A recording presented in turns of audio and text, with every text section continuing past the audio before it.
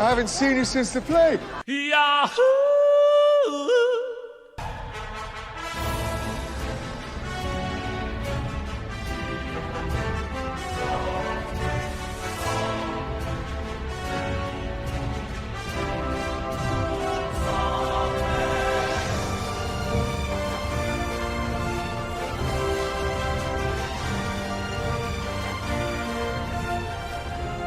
Let's segue now into the community episodes that we are here to talk about, because this is, of course, Advanced Community Studies, a podcast where we watch and talk about the American television show Community, 1 or 2 episodes at a time. We are the premier podcast in the Yahoo Screen podcasting network.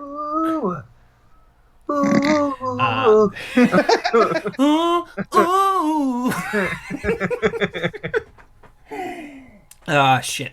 I am one of your hosts, TV's Kevin Lanigan, and these are not explicitly quotable episodes of television, but I too had a cat named Susan B. Anthony.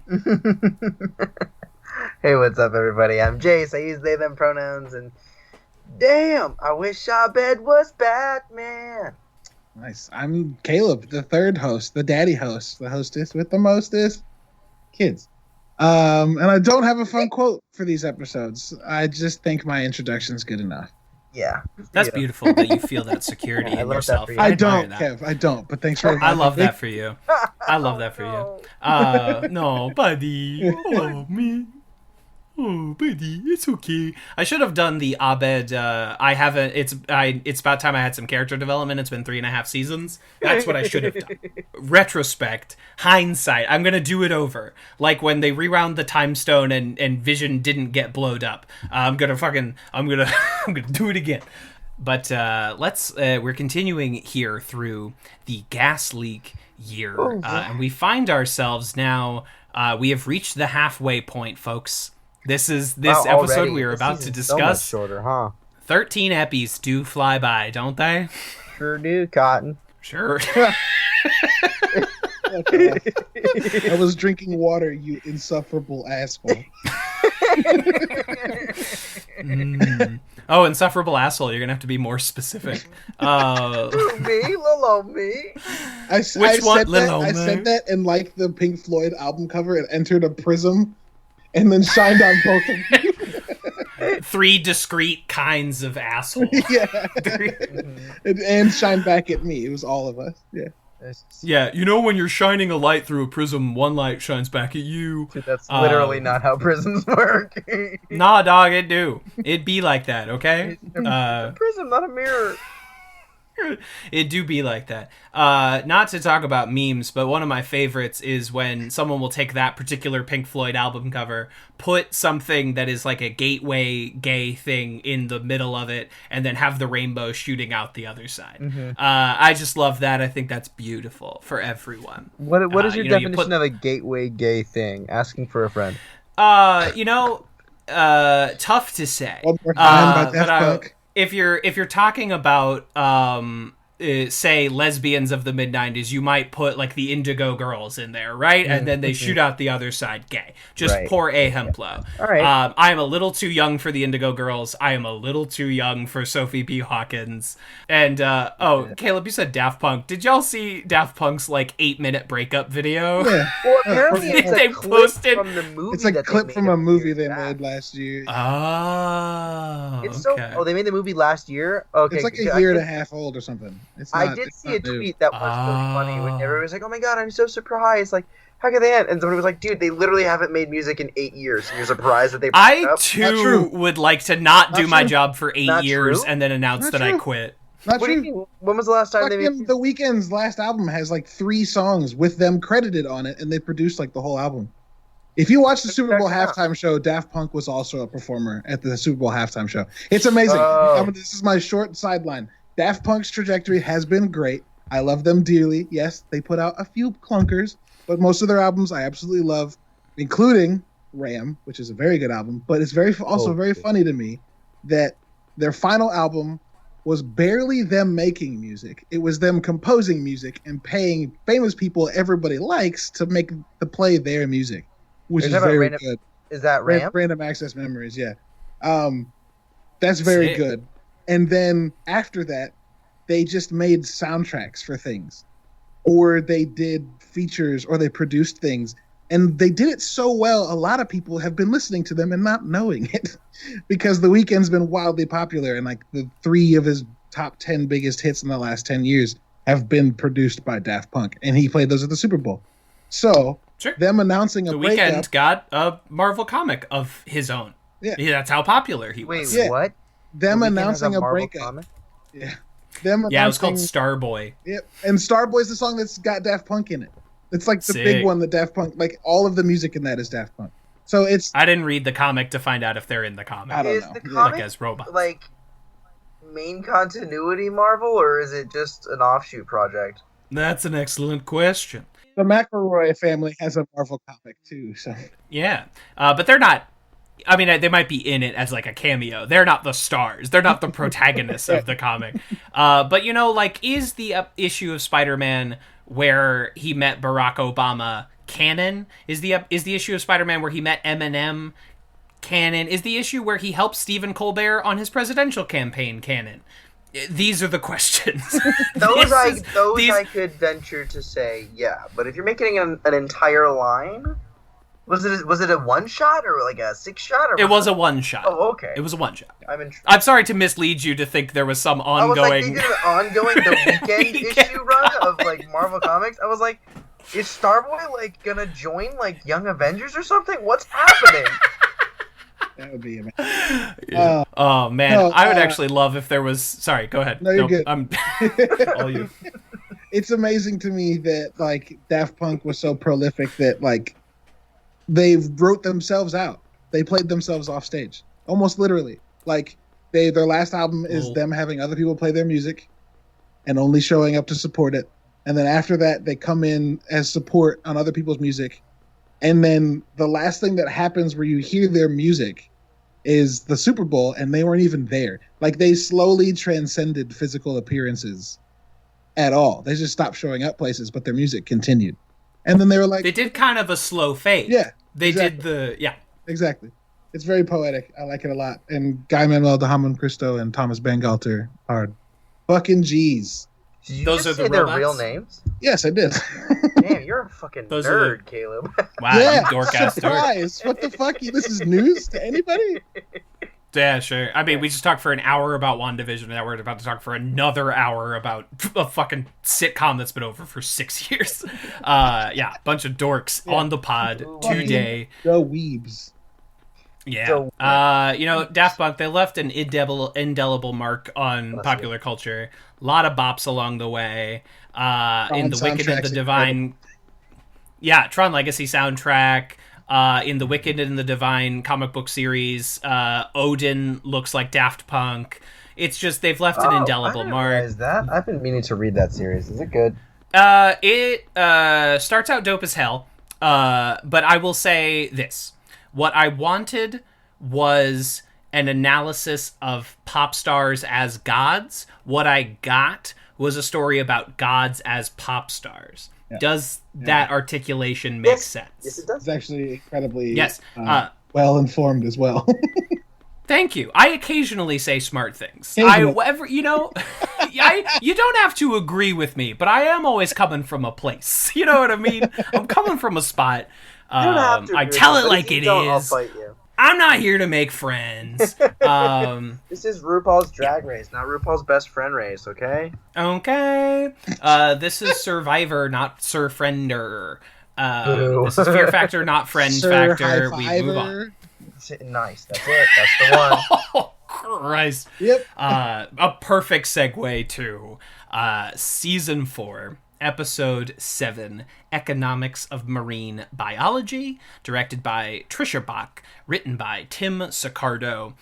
In this episode, Dean Craig Pelton is trying to court a rich idiot to come to Greendale in what he calls a whale hunt. At the same time, Troy and Shirley take a class on physical education.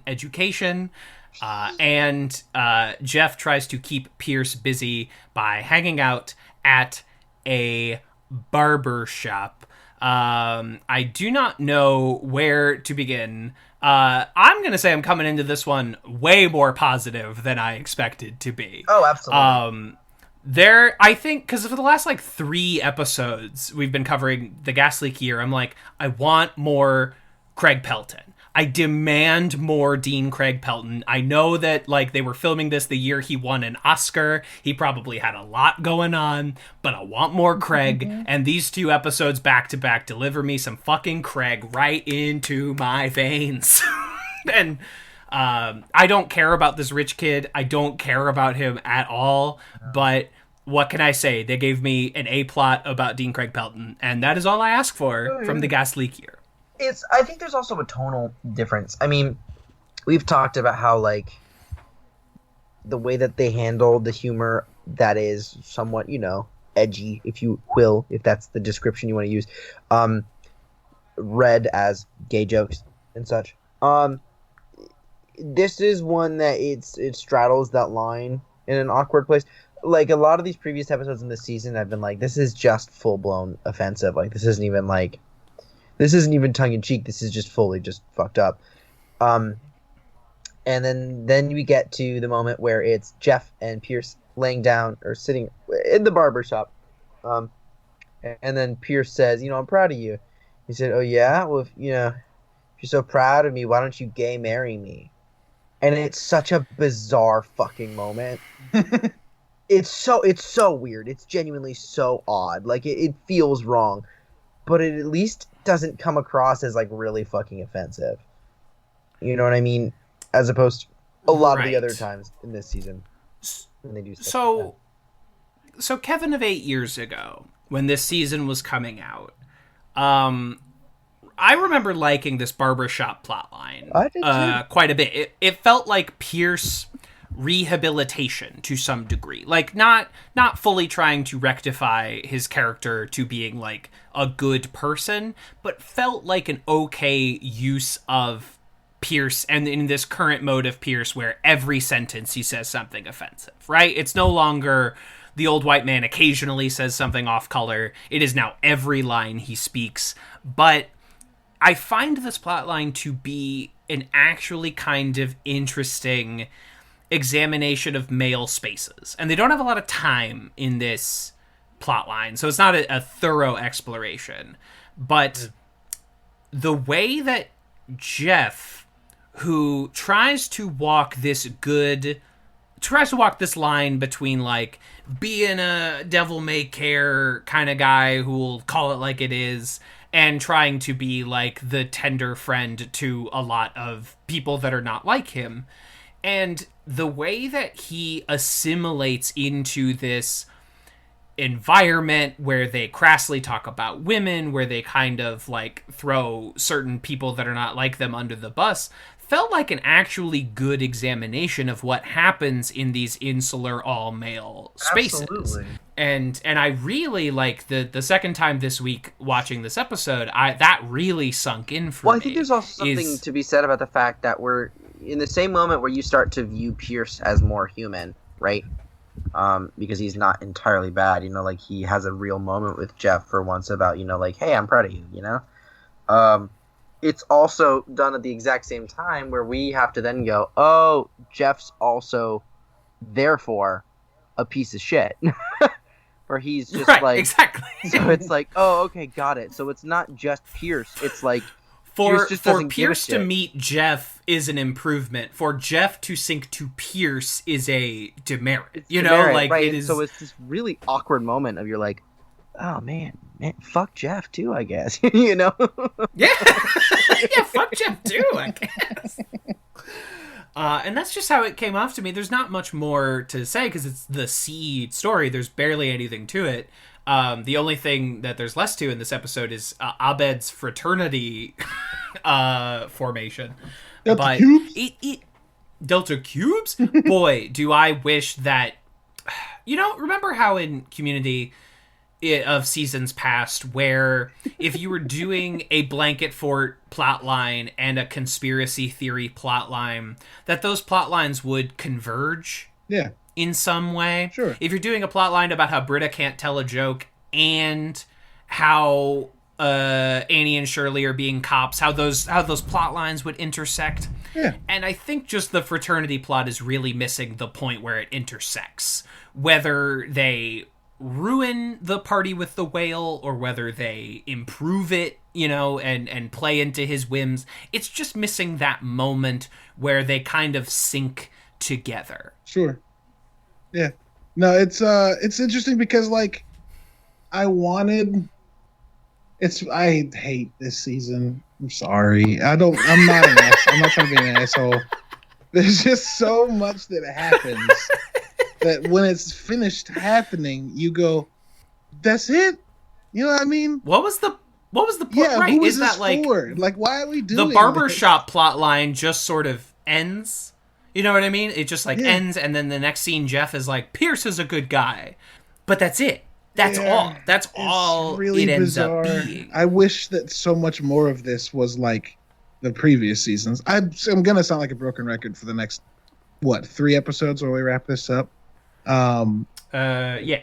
It's just fuck. I hate talking bad because people who like loved what they were doing made this, or people who wanted to do this made this. I'm not trying to shit on them, but it also feels like it's a bunch of people who don't really get it, trying to act like they 100% trying get to it. fill the shoes of the creator, and it doesn't. Yeah, and like the task. interesting thing is that that's not entirely an impossible task with other things, which may be why they were like, yeah, we could do this. But for whatever reason, for this thing, it was far too nuanced for the.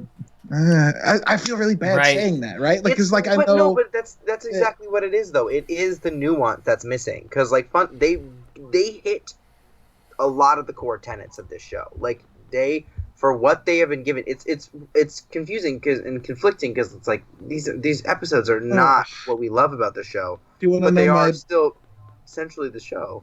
Do you want to know my awful metaphor I just came up with? Yes, please. Oh, and I'm gonna feel bad about this too, not because it's like grotesque, but when like you assign or were assigned reading, and you did the reading, sure, you came back to class and people asked questions and you had all the answers, and then the next time you were in a class that assigned reading and you did not do the reading, and you came back and answered questions and you only barely answered them sometimes. Okay. This feels like the kid who didn't do the reading but really wants you to believe that he did. So like he Googled the Spark Notes and so can tell you who Pierce is, but can't tell you why that's important. And can tell you the dynamic between Troy and Abed, but can't tell you why they wouldn't have a weird breakup / convention thing. And like can tell you who Jeff is, but can't explain to you why he is the way he is. You know what I mean? Like it's this show gets the all about its dad. This show gets the outline, gets the cover of the book for all these characters in season. They went to Schmoop. They did a little bit of reading. That's what I mean. Schmoop. Yeah, that's what I mean. They did the Spark Notes. They did the Spark Notes, which like does give you enough to exist, but not enough to contribute. That feels really bad, but you know what I mean? No, I know what you mean. Can I add on? Can I just modify it slightly? Imperfect. Yeah, please do. No, it feels like they did the reading. They didn't understand the reading. Sure. Like they read the first 20 pages of The Great Gatsby that were due on Monday, but they did not internalize the first 20 pages of The Great Gatsby that were due on Monday. Yeah. And they did not grasp it. And that is the best example of that I can think of is literally from this episode, and it is the Delta Cubes thing, where he says the Delta Cubes, he says as a throwaway, and then Abed very pointedly, very on the nose says, Dean trying to shut down a fraternity, and then he goes, let me live out this classic movie trope, and he does it in a way that is like I mean, it's like, on the one hand, you're like, yeah, I mean, I guess that's sort of something that Abed would do. But then when you think about it for a little bit longer, we already know that there was an episode that occurred earlier in the show where he went through Where they did the list. same thing! He went through a list, and he went, these are all the tropes that I want to do. Let's get them all out of the way. And then they do. And so I find it very unlikely that he would just be like, oh my god, I forgot about the fraternity trope. And then... And he just does it so haphazardly in this episode too, where he just he hears it and he goes, "Oh, Dean trying to shit down a fraternity," and then he runs off and he goes, "Delta Cubes!" And it's like, okay, I guess it's not far off from something Abed would do, but the thing is, we've already seen Abed do this, so why would he do it again? Right, and they don't take it that extra step. Also, the fact to be that Abed more would have than a something that is and just not have Troy in it. Seems disgusting. Wrong. Disgusting. That You're not feels gonna have your wrong. actual brother in your brotherhood. Okay, sure. Exactly. But Troy is actually busy in the plotline from this episode that I quite enjoyed. I really liked physical education. It's actually it's very. This is the part that I remember more so than the fact. Like, I forget that the privileged, super rich kid episode is the same as the PEE episode. But if I think back, I remember the PEE more than the rich kid, even though I do remember the rich kid, actually, surprisingly. The PEE section is so entertaining.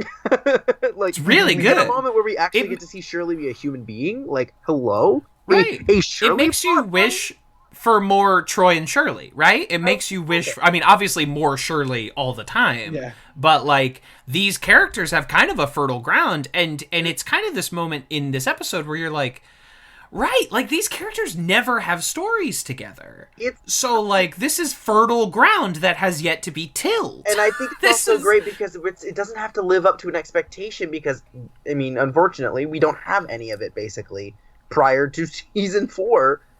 We don't get a lot of Troy and Shirley interacting outside of, quick little jokes thrown around. But, like, yeah, I mean, I think I like this because they actually were like, let's do our own thing real quick. And it works. It works so well. Yeah, and it, like, the wrap-up of it is kind of whatever, but it feels like they just did what this plotline requires them to do, which is to take every joke they can think of about physical education, and do it.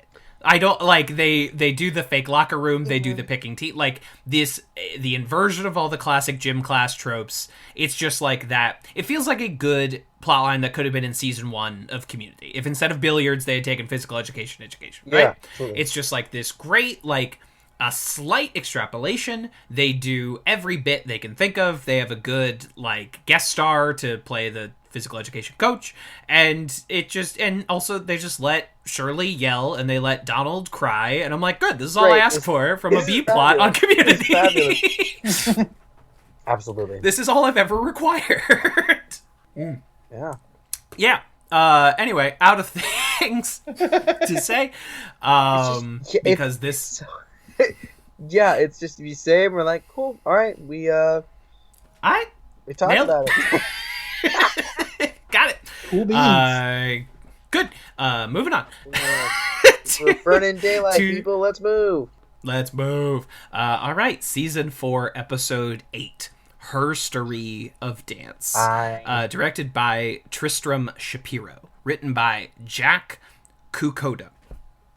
In this episode, in another of her famous pointless bits of being needlessly defiant, Britta decides, when she hears about a Sadie Hawkins dance, to stage her own Sophie B. Hawkins dance, which is a reference that all three of us are too young to get. And she stages that in despite of a lot of confrontation from all sides. At the same time, Abed, attempting to be more of a well-rounded human being, immediately gets set up on blind dates by Annie and Shirley, but of course falls in love with the woman who is right under his nose, guest star Brie Larson, at the last possible moment you could have gotten Brie Larson to guest star on your sitcom. They got in right under the wire. Down to the wire. Right This before, is what was it she did after this? That was like this is right before Short Term 12, 12, later in 2013, which was not like a huge like smash hit movie. It's a phenomenal film, like one of my favorite movies. Absolutely go watch Short Term 12. Which has every like up and coming famous person in the current era. Lakeith Stanfield, Stephanie Beatriz from Brooklyn Nine-Nine, Caitlin Dever, Rami Malek, just like a murderer's row of people who were about to become huge Oscar-winning stars. Go watch Short Term 12. But she sneaks in right here. And then, like, she rolls from that, and then we're into Room, and then we're into, but at this point, she was a former pop star who was in Scott Pilgrim versus the World. She pop had star. not... You don't know about Brie Larson's pop career, where she released several albums as a pop star before becoming a famous actor? What? Oh, yes, honey. I had no idea. Oh, yes. Here, I'll Is share her one. music yes. any good? I'll share one with you. It's like 2000s pop. It has love its that moments. stuff. Yeah, I'd say Oh, give it Caleb, a listen. What did you do? Caleb has put a link in the Skype chat. This That is is She never Said good. by Brie Larson. Brie Larson, artist. Oh my god. Oh my god, and she's got like her top song has like just over 300, just under 350,000 streams. Like, did not do a lot of numbers. Small potato. Wow. This is unearthed potential. But she was also a pop star before Spotify. So, like, all of this has been, like... Oh, before Spotify, so it was like, it just hasn't translated over. Yeah, if you didn't So it's know, just you up wouldn't know. there. Right. Exactly. She was not doing this when Spotify was a company. Because by the time... I'm sure it was a company. I don't know the history of Spotify. But before Spotify was a thing everyone on Earth used. It was... her pop career was done by that point. So it's just kind of this thing that exists. But I don't know, give it a listen. It's nice, easy listening if you're 2004, into and that then sort. she has one album. It looks like it's an album called "Finally Oh, Out of sick. PE." Came out in 2005.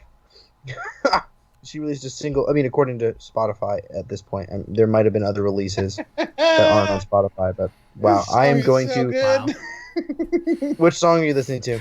The one I put a link to, She Said. She said. It's a bop, folks. It's She the said it most, was the it's single the she most released early before. 2000s Kiss Under the High School Bleachers bullshit Oh, I've ever please. listened to, and it's Oh, incredible. God. so yes. excited. Pump it directly I'm into my fucking so face. excited to So listen to this. good.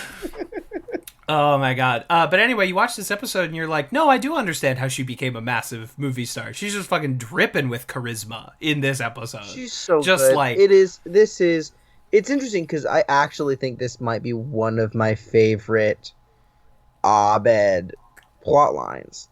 Like, it's up there. this is like, not only is this because this is probably my favorite season 4 episode.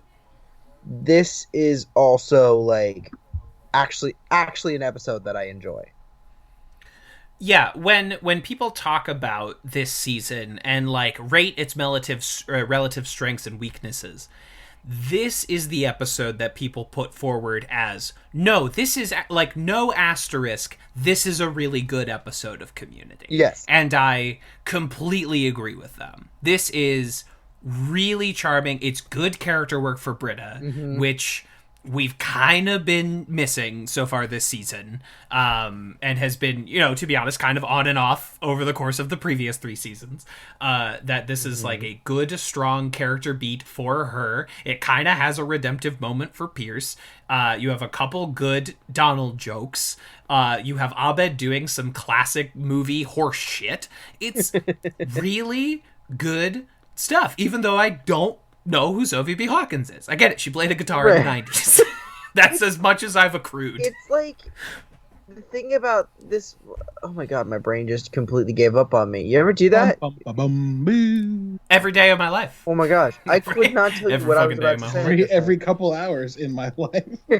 Generally, yeah. What was I saying? I was saying something. I thought it was I'm sorry, it's not funny, but it's fucking hilarious. No, you're No, not it's getting funny, that back. But I'm also just like, Jace, this is what I collectively, and I don't know why I said collectively about that's weird. This is what the Royal Collective. Yes, the Royal Collective. This is what I refer to as what it feels like to be a sim who was on the way to doing something when you canceled their action.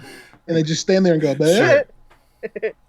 That's exactly what it is. You're like, yeah, I'm going to... God, no, that's really not doing a lot. That's not good for me to hear already believing we live in a simulation.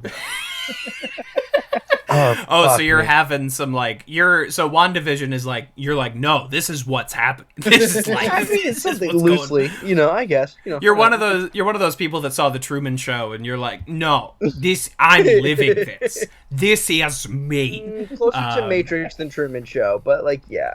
Whoa. Okay, so there's a sinister force behind what you're talking about. Well, not the sinister force, but more so we are connected to a machine. I don't know. This it's not about me. We're talking about... You're gonna sell me out for a fucking steak, aren't you? You bastard. You son of a bitch. The Matrix. Anyway. Matrix Oh, quote. I get sell you out for a steak. I got it now. We're for a steak, like the guy. The reference. Like the guy in the film The Matrix. That piece of shit guy that, turns on him for a fucking steak. Yeah, Joe Pantoliano, great guy, bad man. Yeah, exactly. Bad man. Perfect. Bad man. Sorry. What the hell was I saying about this fucking episode? You're not getting it back. It's gone. You gotta give up on it. The second I stop thinking about it, it'll come back to me and I'll be fucking pissed. That dog don't hunt. Okay? Game over, man. Game over.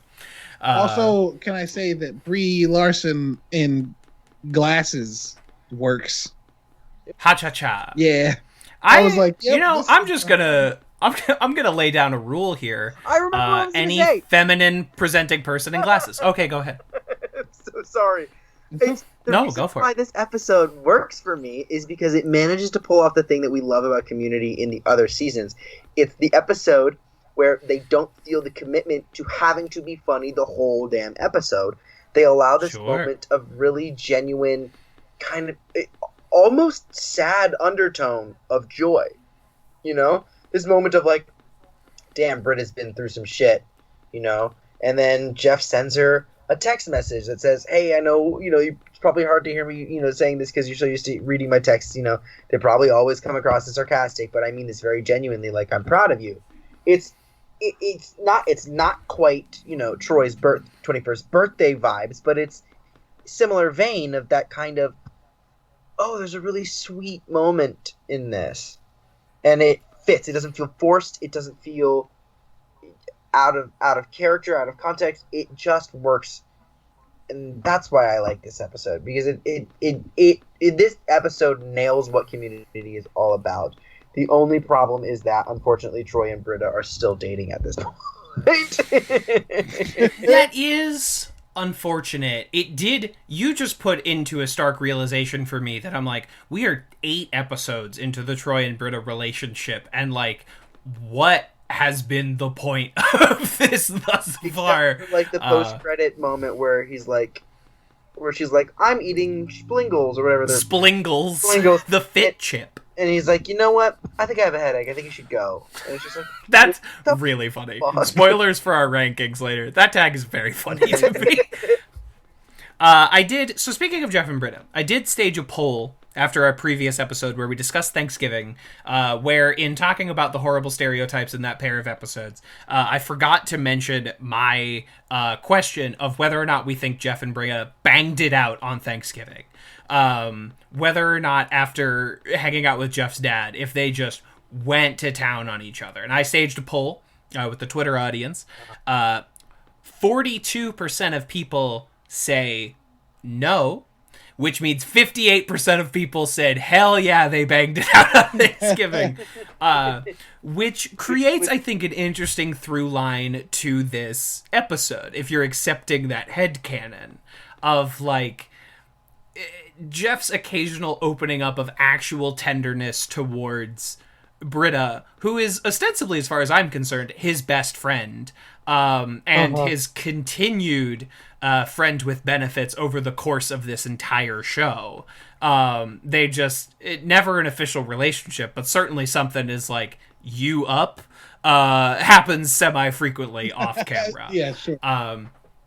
That like this great, it's just a nice tender moment between the two of them, an actual like earnest exchange. Joel plays it really well. Gillian plays it fantastically. I really like her performance during that whole scene where after Sophie actually shows up, she's just like this elated giggling is just like pouring out of her. We don't see a lot of it, but she's like really experiencing joy. It's a great little, there's a couple little moments I like from that sequence where also Troy is singing along, but he does not know the words to this song. And is just, but he's playing it off like Troy would, I think. That he's like, damn, like he's really not mouthing the words to the song. But that is a good moment for me. Exactly. Like Garth not knowing the words to Bohemian Rhapsody in Wayne's World when they're singing it along in the car. It's like an Miles actually not really... knowing the words to Sunflower while getting ready for school. Oh, it's so good. You can't do And he it. does the ooh, and taps his throat with this marker. Oh, it's so and they have the little marks. Oh my god, that is the great. I don't care what anyone says. That's the best movie ever made. Period. Take a fucking hike, Godfather. It's Spider-Verse time, I baby. literally couldn't even make it through Godfather. I've tried watching it a couple times. I can't get through it. You know why, Spider-Verse? Jace? You know why you couldn't get through You hurt Godfather, me personally, Jace? but it's okay. Why? Because you're not boring. Because I'm not boring. You're not boring. Thank you. Kevin's about to fight us. It was a joke. It was just a joke. I'm a little boring. I have nothing to say at parties. I'm not good at stand-up. I have no stories. I'm boring. I This accept was that. not an invitation for you to rag on yourself. I'll dunk on my ass. I don't give a fuck. Yeah, it's it's okay. I watch those movies literally every year, so it's okay. I'm boring. I accept it. Maybe I just didn't get it. Maybe I started when it was too late and I was already sleepy. I don't even know. I just can't do that. It's got put it on while the sun is up. I'm like, dude, maybe as we're like approaching sunset, but the sun's got to be up. I don't know. Just like I just couldn't do it. But Spider-Verse, Into the Spider-Verse. I don't care if you're talking about live action or animated, superhero movie or non-superhero movie, best movie ever made, hands down. That's not true. Cinema. I have other favorites, but like it is hands down. That's not true. Hands down. Actually, I take that back.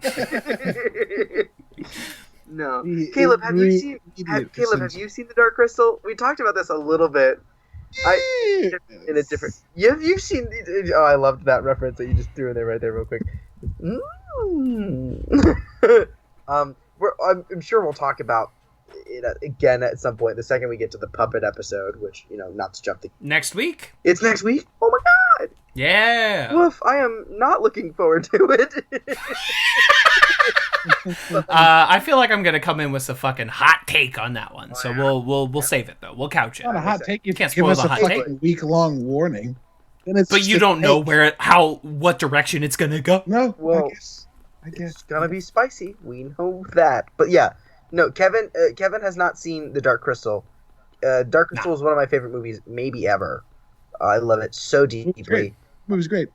It's so great. It's so great. Did you watch the show on Netflix? Yeah, I just very recently started doing a rewatch of it, and I am enjoying myself. Yeah, it's so good. And I was like, Kevin, you got to watch this movie. It is just like a seminal piece of fantasy. Like it is like. Listen, y'all. At some point, I'm gonna buckle in and I'm just gonna do the dang thing. All right, we're gonna do the movie and then we're gonna work through the show. But right now, I got too much. I'm already in the middle of. I gotta sort some of my own personal shit out. Barry right now because that's what you're watching. Yeah, that's the show the partner and I are watching is Barry. We're in Barry season 2. Great show. Really enjoying that. And then my treadmill show is like The Righteous Gemstones, or some movie I'm working my way through. I gotta sort some shit out. Also, I have to watch Community a couple times a week. But we're gonna make it happen. I'm gonna do it. But it's just not right now. That's all. But I have a solemn vow that I will do. I solemnly swear that I will watch The Dark Crystal. But it's like I haven't watched The Dark Crystal. But did I watch a Jane Fonda 1960s Western yesterday? Yes, I did. Yes, I did. and I enjoyed the hell out of myself. Nat King Cole is a musical narrator of a Jane Fonda musical. Great. Awesome. Good movie. Enjoyed myself. Anyway, Community. You're talking about. The points of this episode that don't work, like, we really drop the Troy tries to make the dance interesting runner pretty quick. Like, we stopped trying to make that joke happen about halfway through the episode. Wacky ice. Okay. Right. Is that, like, it never goes anywhere. It doesn't really pay off. There's no closure to it. The episode that unfolds is so good that I don't mind. You don't mind. I'm willing to forgive. It's interesting because I think if Troy was not otherwise obligated or otherwise detained, if he wasn't out doing something else, the Abed plot wouldn't have landed on Brie Larson's character. It would have landed on Troy, and we wouldn't have gotten such an awesome character development for Abed and this relationship that's the best relationship in the entire show. Because what she did in that moment was take the spot of the person Abed can talk to about the movie trope and the TV trope, or like what he's doing, the hijinks partner, if you will. And Troy needs to be busy for that to be possible. Otherwise, Troy is the one that Abed does it with, right? So you're absolutely correct. So that's one of the positives of it.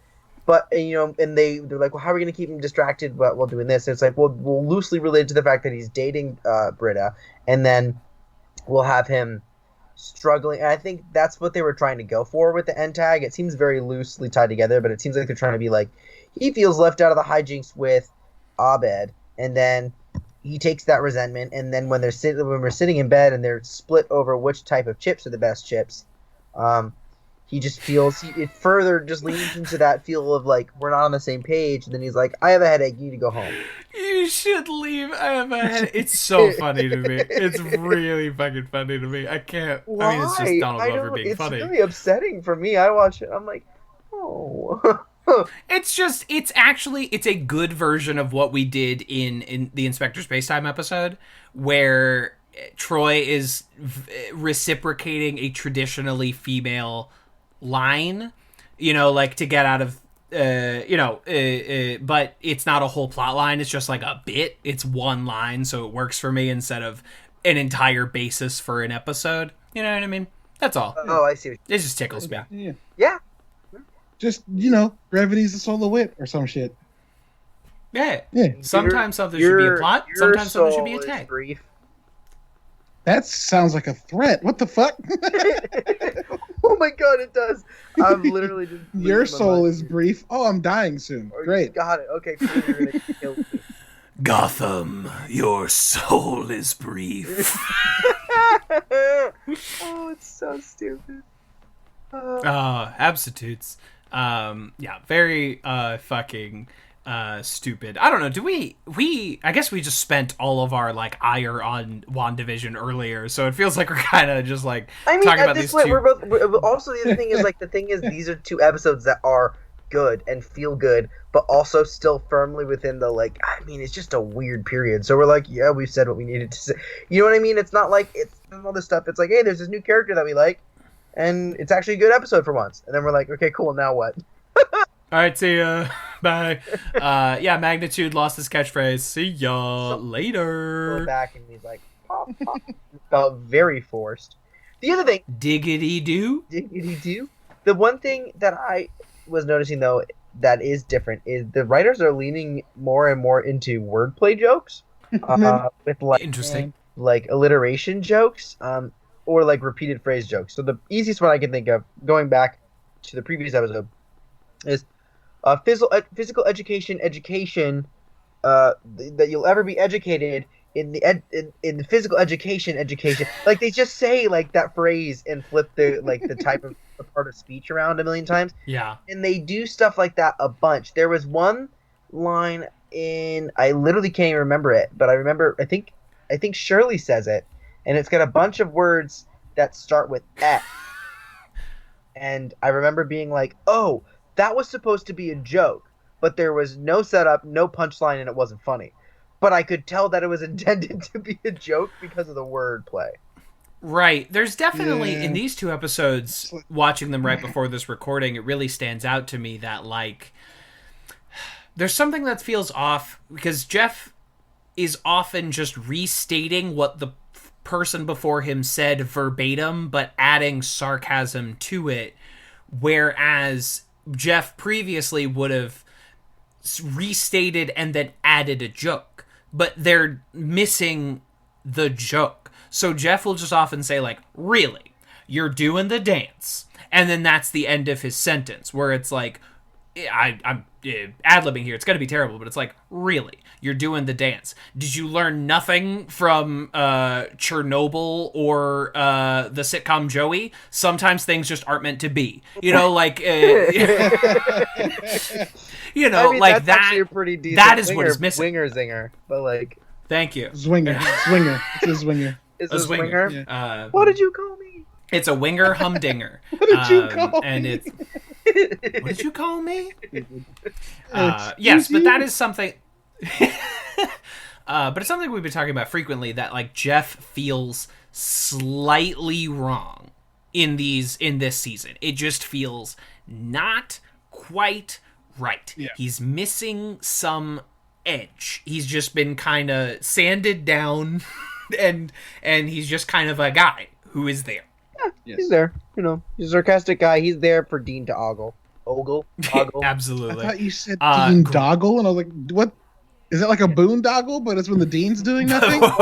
Dean, because I would have gone with Boondingle in that instance. Thank you. Dean Doggle has a better mouthfeel, though, let's be honest. Mouthfeel. Dean Dog. Hey, listen, Jim Rash in that black and white 1950s. I'd Dean Doggle. You know? Yes. I don't know what's happening anymore. Should I be? Just to fucking objectify Jim Rash one more time on this show. You love it. You see his arms? He's buff. Yeah. He's Rash is fucking buff. he's built. Did y'all ever watch That 70s Show? Yeah, of course. No. Featuring WandaVision's Deborah Jo Ruff.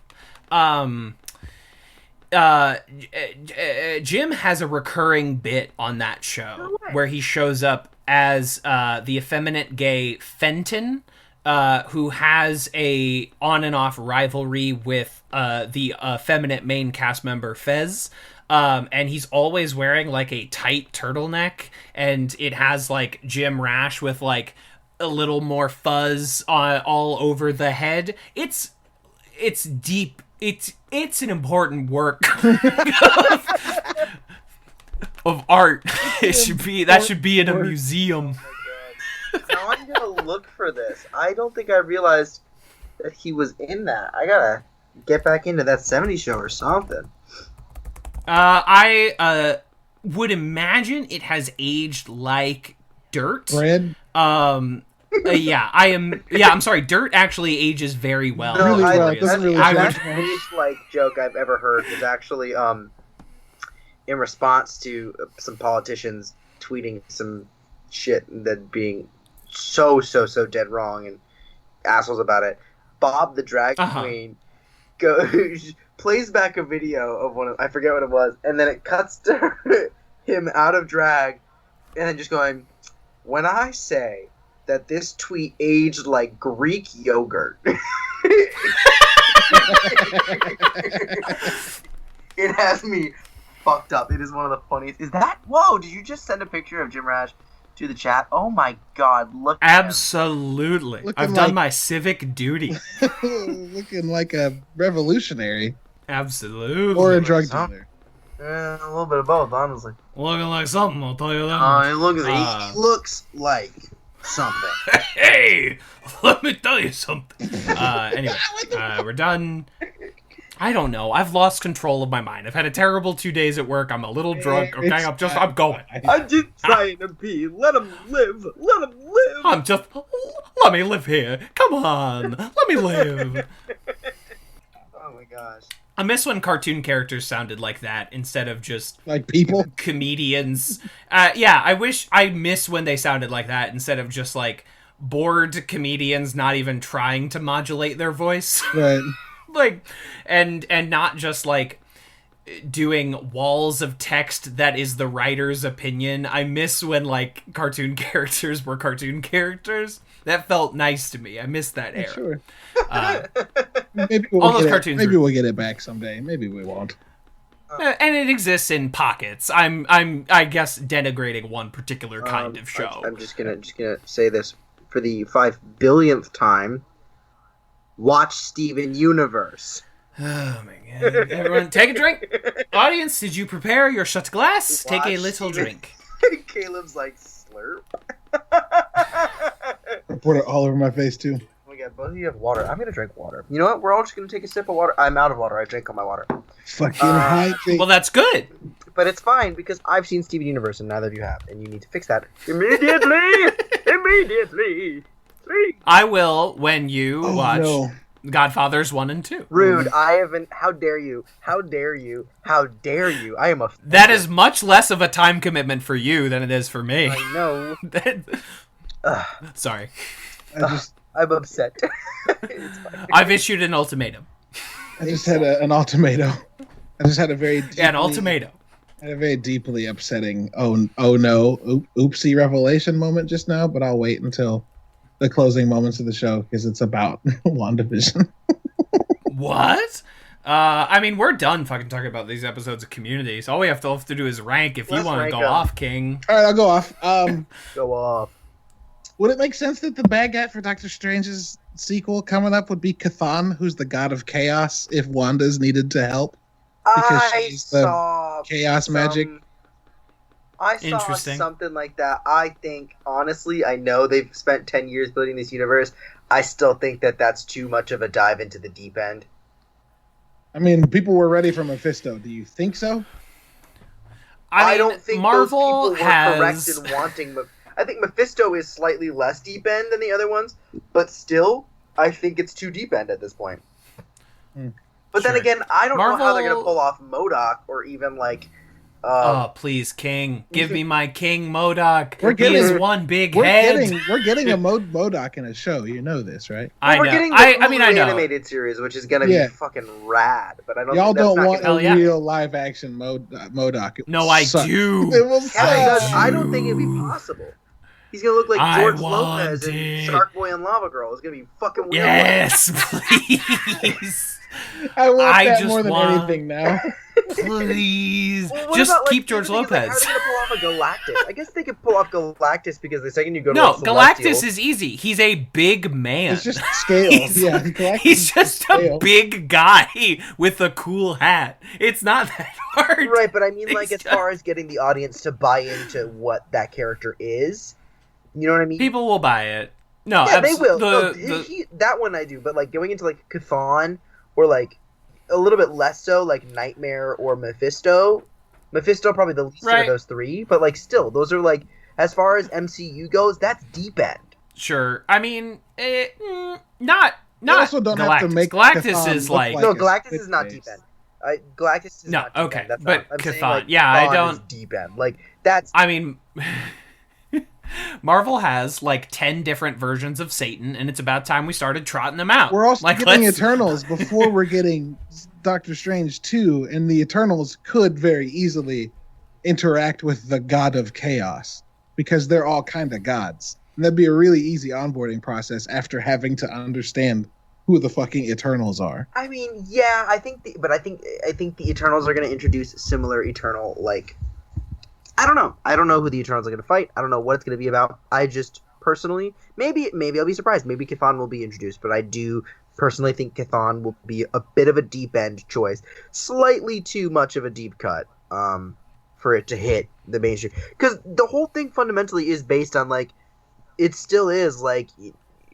Okay, like, you know, we started it off as like, okay, there's science. There's like, oh, maybe there's this god, and then there's more science, and there's more science, and then there's aliens, and you know, and you could explain basically everything within their science world.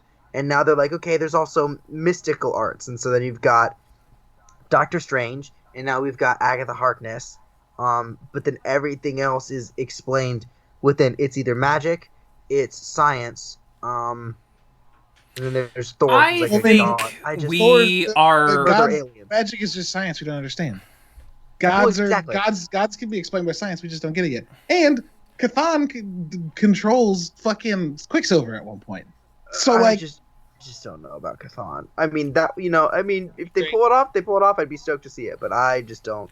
I don't see it. I think we're also overrating how difficult all of this is to explain, because we already had like Dormammu, and like it's not as difficult as what we think it out to be. It's just like, hey, here's this guy and he does this, and that's like, there's not that much. We already have 6 gems that form the very basis of the universe. I did like, a guy that does chaos is not that extrapolated from. I think we overrate it. But when you use, because he's an explanation for a character that has now gotten at least 2 explanations, and it's like, we can't keep doing that to Wanda. Well, I'm not saying he doesn't Chthon have to is, be like, the origin of Wanda. I'm saying like it would be an obvious. They're tapping into the same power. They're tapping into the same power. Yeah. Right, is that like Juggernaut and Doctor Strange are tapping into the same god entity, but it just takes very different forms. Yeah, so Doctor Strange has this spell he can cast called the Crimson Bands of Cyttorak, which are essentially these unbreakable red bonds that he can contain people in. But Juggernaut, the X-Men villain, his power was awakened by the Crimson Gem of Cyttorak. Which essentially is the ability to be unstoppable. That is what is incurred unto him, is just the physical presence and the innate ability to be unstoppable. The helmet is not technically part of the deal, but it's just become part of the deal. And they are tapping into the same god force, but it just takes very different forms. So it's just like, oh, we have this guy doing this with chaos, and we have Wanda who does this with chaos. Also, I don't think most people in the audience will question it. Also, it's like, just, oh, magic? Okay, cool. Also, that movie is supposed to be a horror movie, and Sam Raimi's directing it, and it would just make sense for him to pick some fucking wild, crazy looking I'm dude. so excited to get an MCU horror movie. I'm so stoked. So excited. It's gonna be great. And it's fucking Sam. I think right. I mean, Sam Raimi's the man, and he managed to put some actual horror in those Spider-Man movies. I would brace y'all to think it's going to be a horror.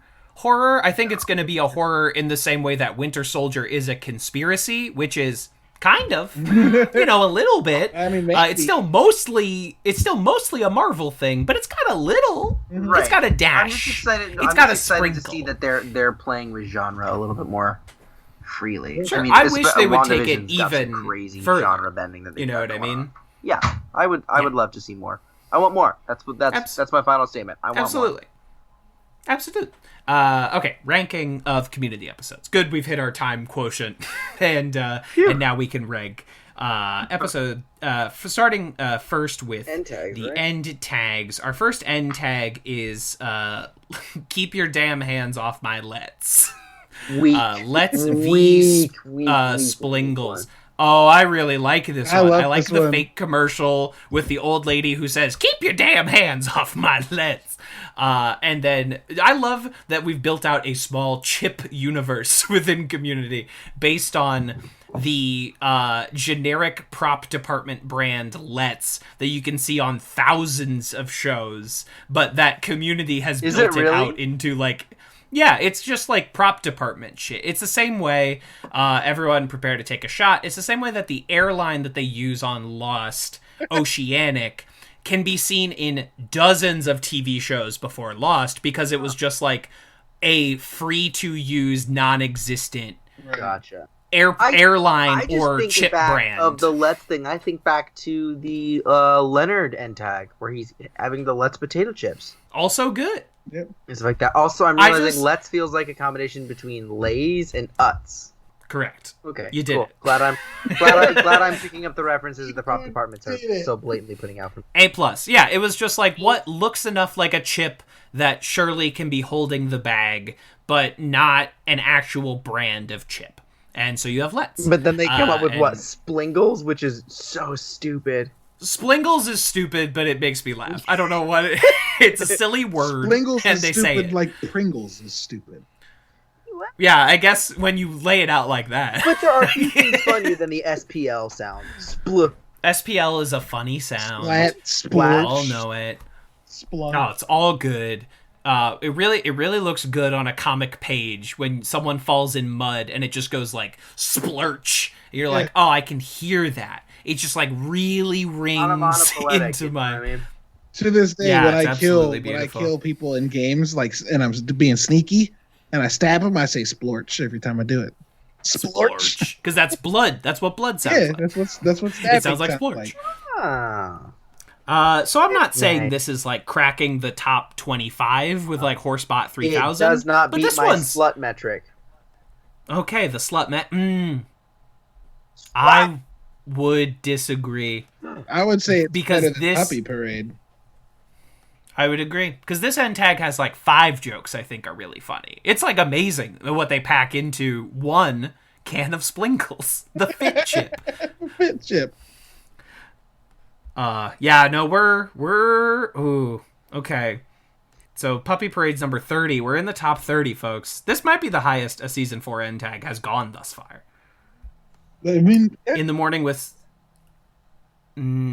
Troy and Abed are off to dreamland.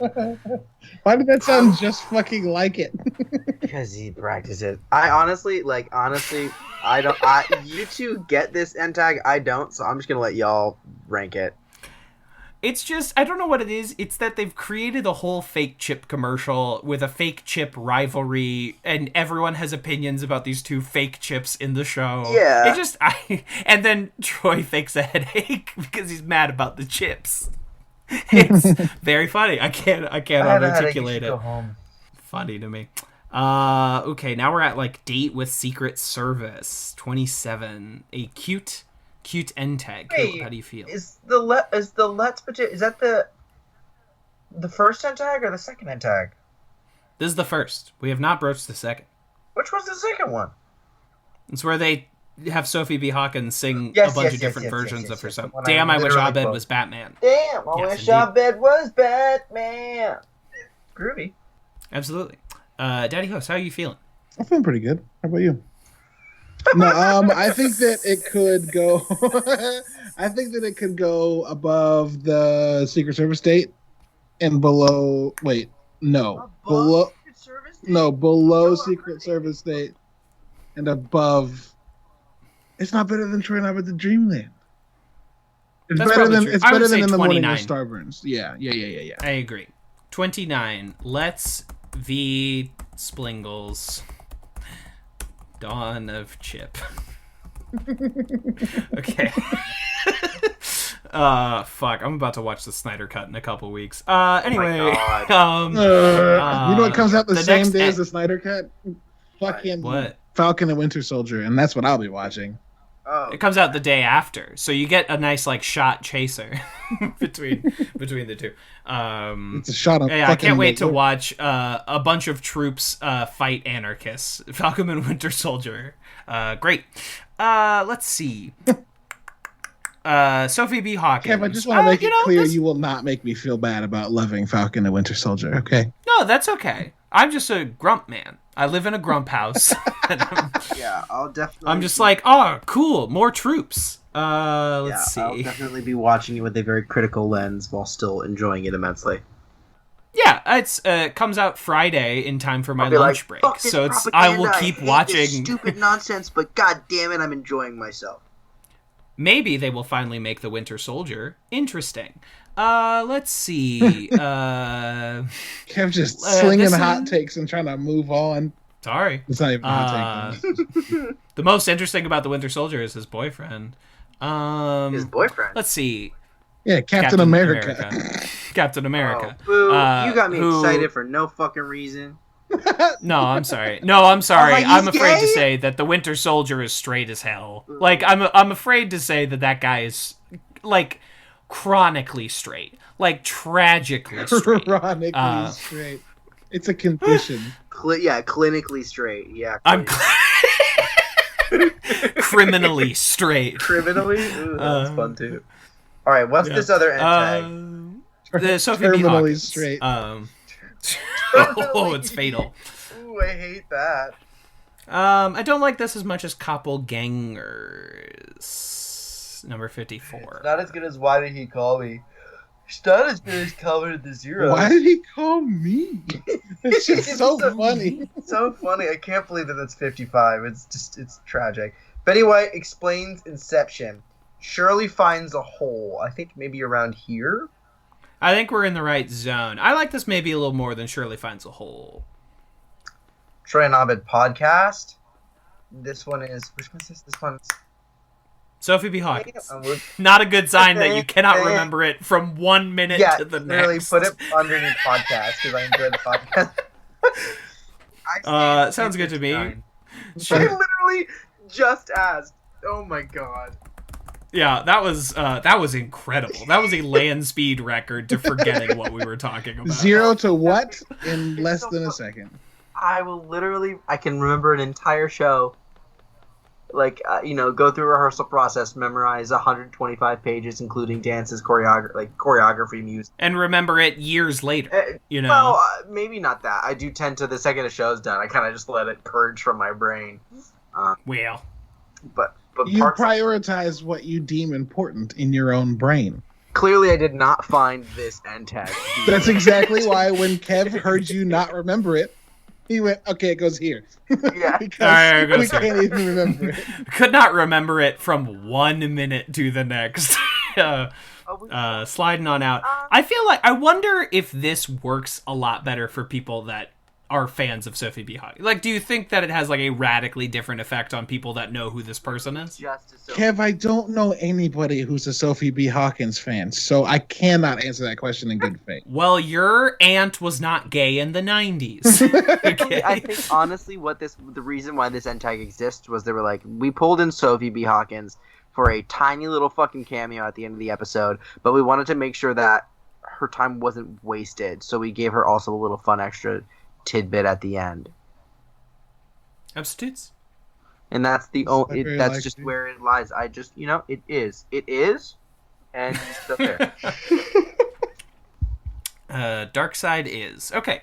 So let's see. Economics of marine biology. This one will be surprisingly high for me. Not like not shockingly high, but if we're rating this against like Pascal's Triangle Revisited, I think we do have the edge. I like it better than competitive wine tasting. Absolutely. The only thing I like in competitive wine tasting is the Pinot Noir joke. That's it.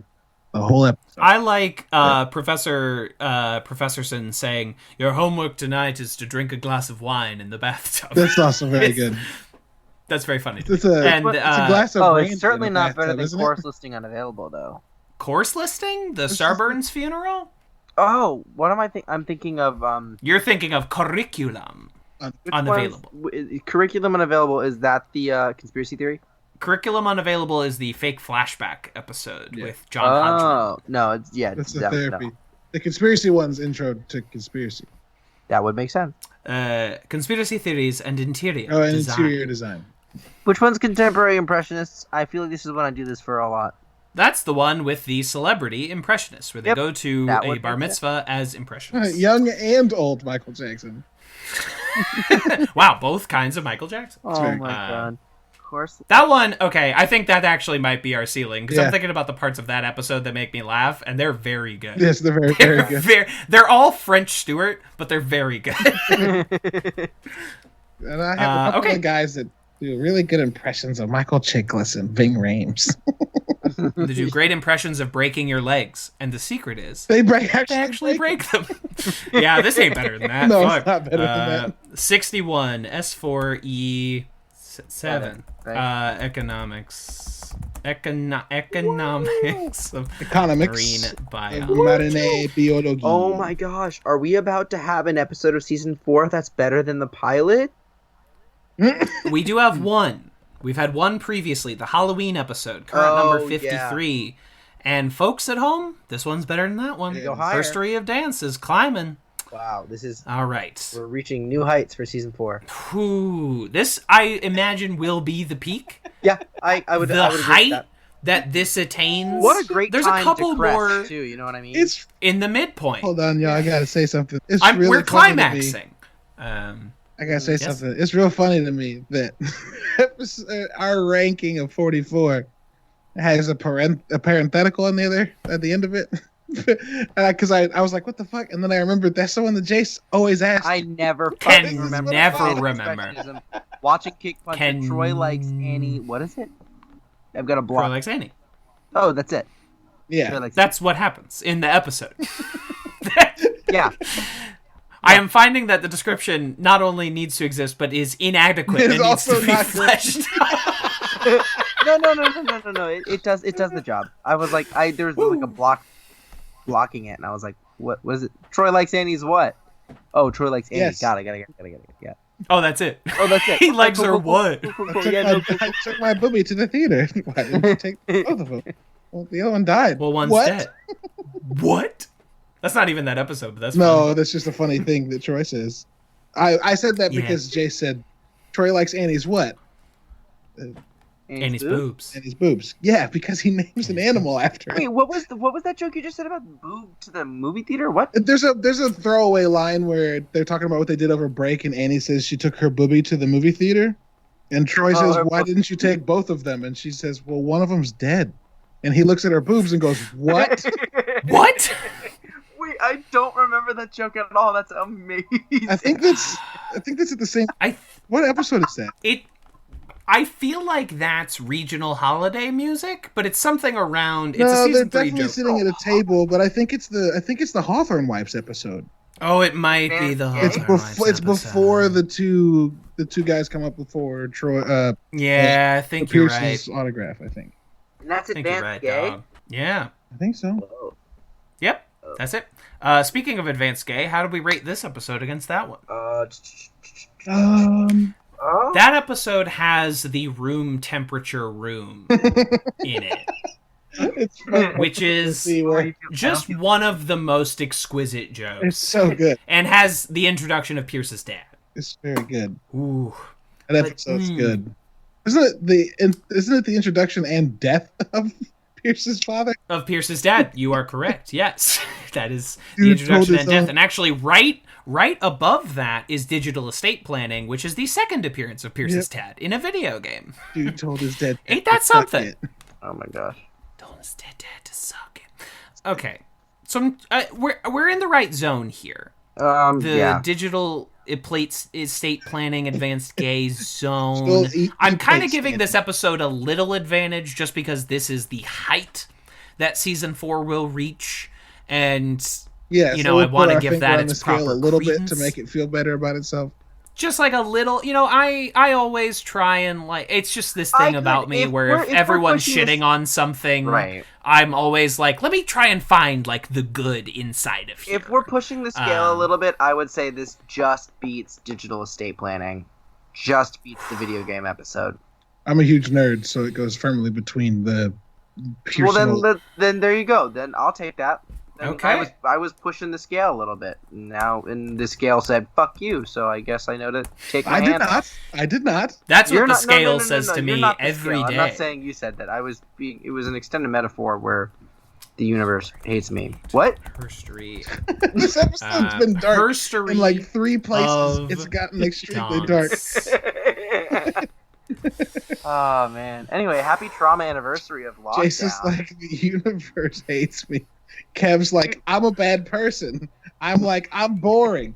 And then everyone's like, why would we listen to this anymore? Yeah. Why did we Yeah. Let's listen to these guys, let's these do folks the just shit on boring each other? guy, the good is let's. Hey, y'all, remember when we started this podcast in quarantine and thought for sure we wouldn't still be doing this during quarantine a year later? Lol. Yeah, I was literally.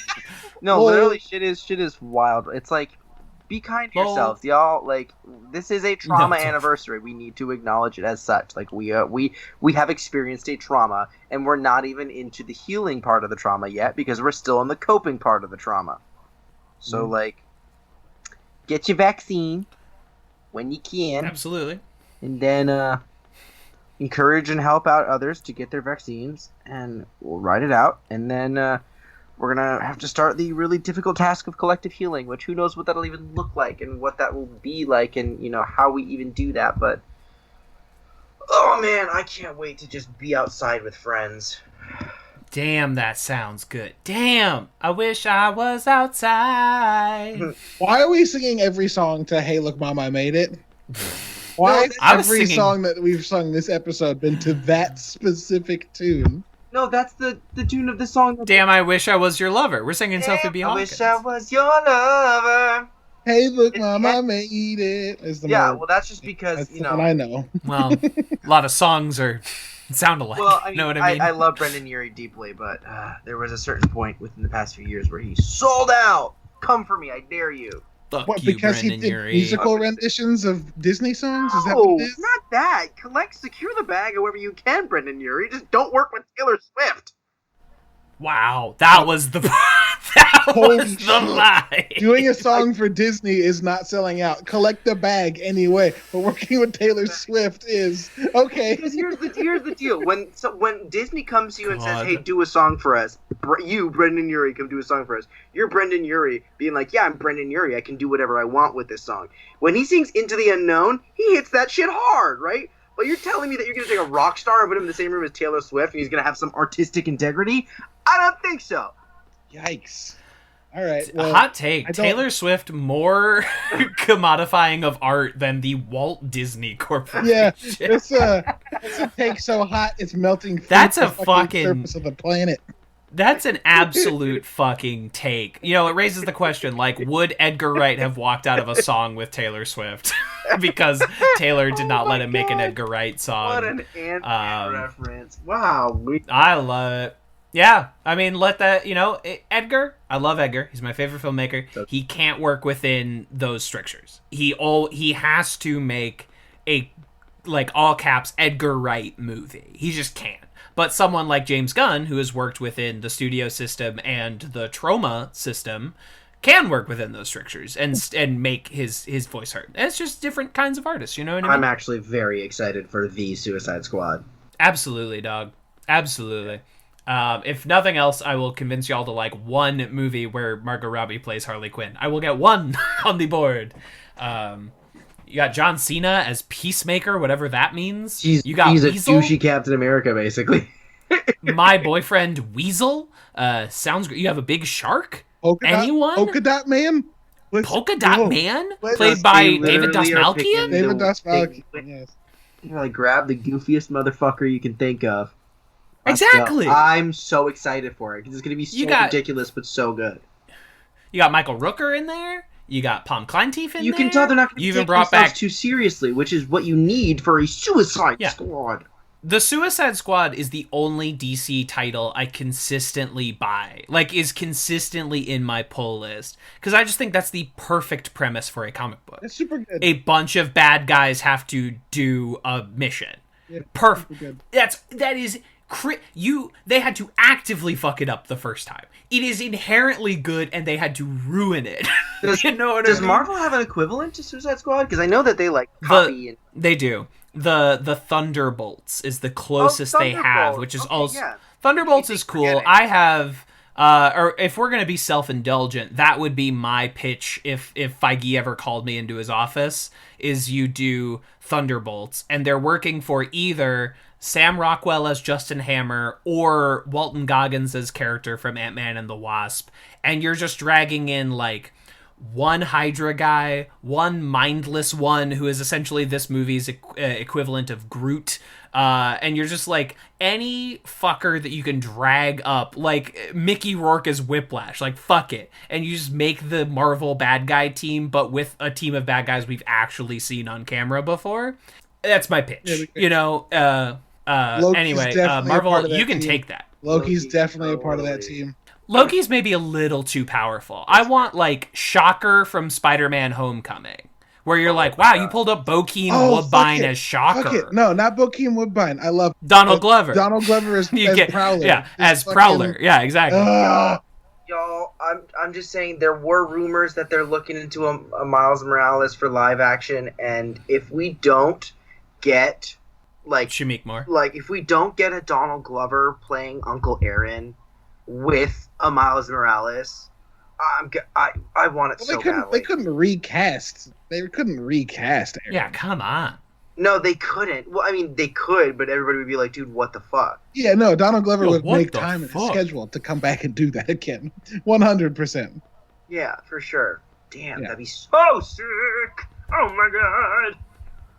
Wow. Yeah, that'd be dope. Anywho, anyhow, let's go into the plugs section.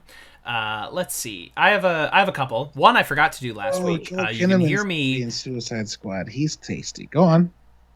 He tasty. Rick Flag, he back. I think Rick Flag gonna blow up in this one. I think there's gonna be a lot of guys that blow up in this one, and I think he's gonna be one of them. Blow up as in good or blow up as in die? Blow up as in boom. Kabang. Yeah, Or I think like he's gonna literally kabang. die and like try and run away, and then Amanda Waller sets off the bomb in his head. Yeah, exactly. Or a bad guy blows him up. He's not surviving this, is all I'm saying. Or he's going to survive, but he's going to like be driven mad halfway through the movie, and he becomes a guy, like a crazy guy. He gets a name and everything. The only two people that I'm like, they're definitely going to survive this movie are Margot Robbie and John Cena. Everyone else is up in the air. Everyone else could die. Idris Elba is surviving. I mean, okay, I hope he sticks around, but I don't know if it's a guarantee. That's all I'm saying. Isn't his character in prison at the beginning of this movie because he shot Superman with a kryptonite bullet? That's I don't know. I ain't seen the literally- movie. Wait, I is- ain't was seen he the in one of film. the Superman movies? No, he's No. Deadshot. He's replacing Will Smith. No, he's not Deadshot. No, he's not Deadshot. Who is he? Deathstroke? He's some other guy. No, he's just a different guy. No, Deathstroke. He's a guy. Yeah. Sorry, go on with your shout out. Oh my god, Idris Elba Idris plays- Elba is Deathstroke though. We must segue on. Oh my god, you it's can hear Slade me Wilson. on. I can't. Sorry. Go. Me.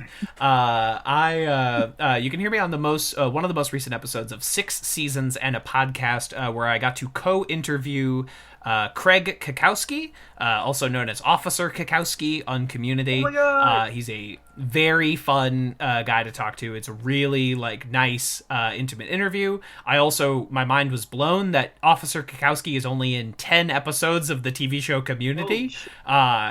His mark is such that you think he's in 30, but he's in 10. And that was wonderful. Also up on the patreon.com/TV's Kevin.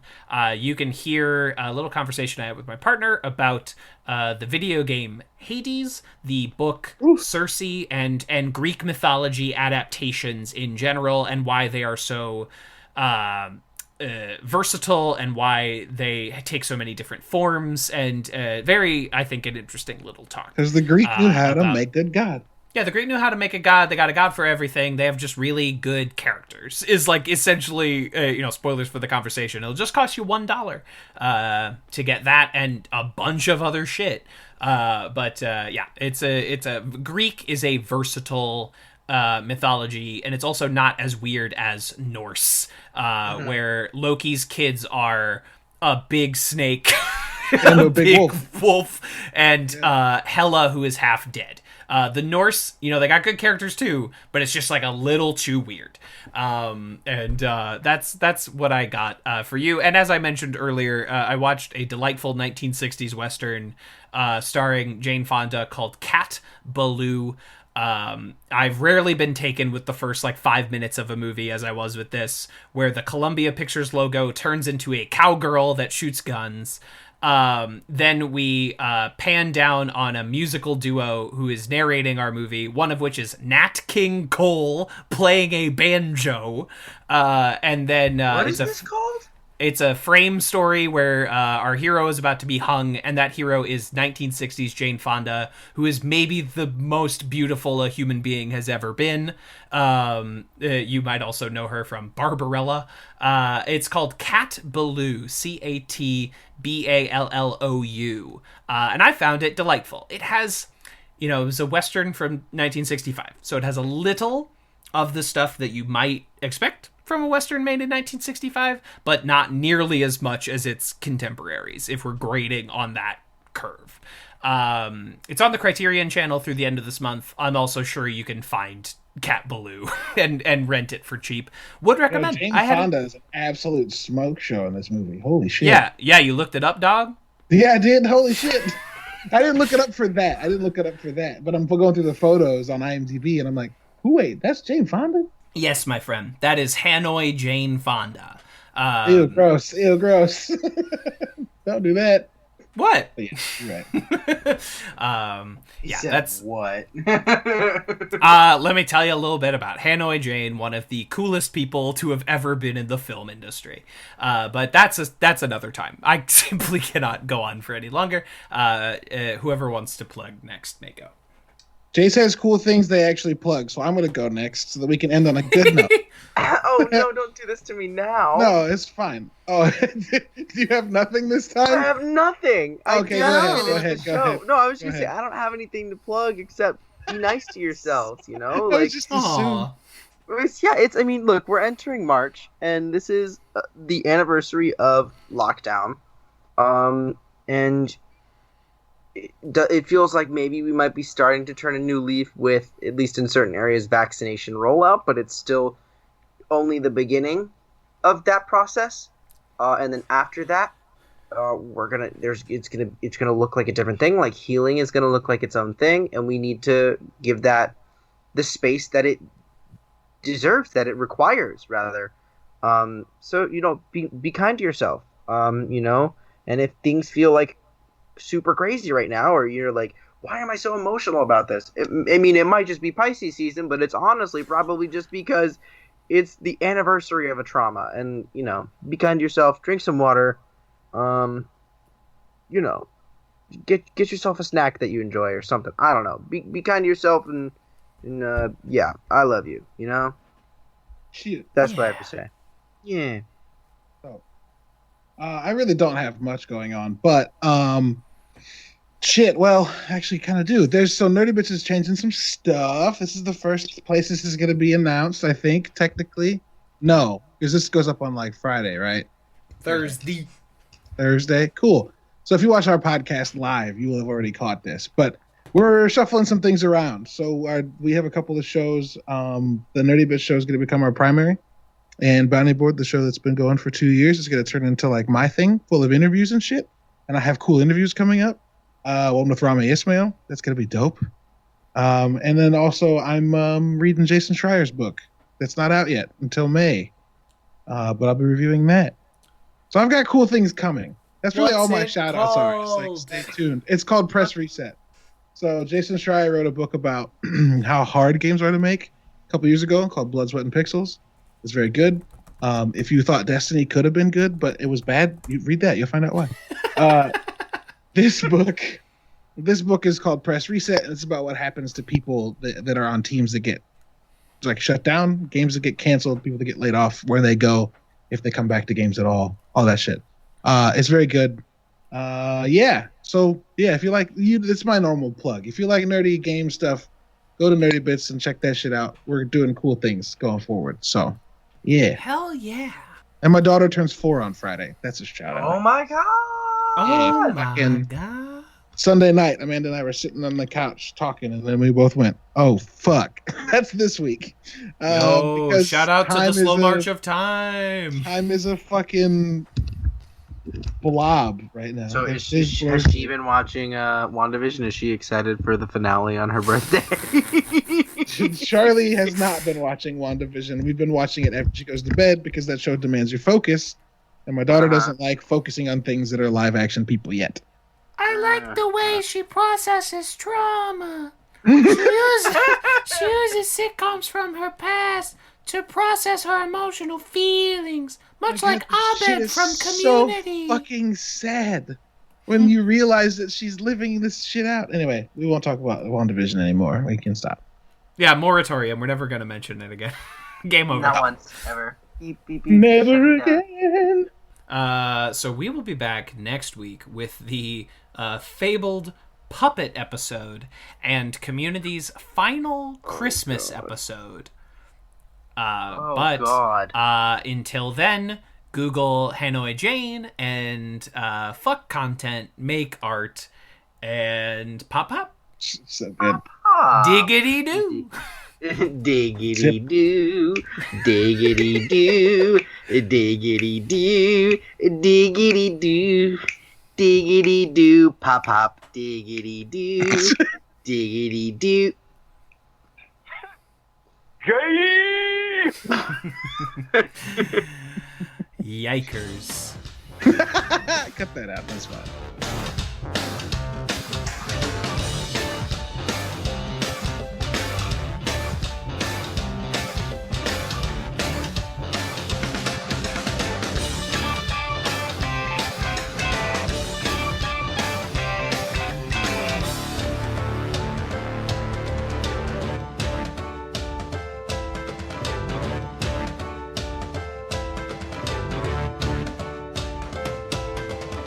This has been a Talkback Podcast.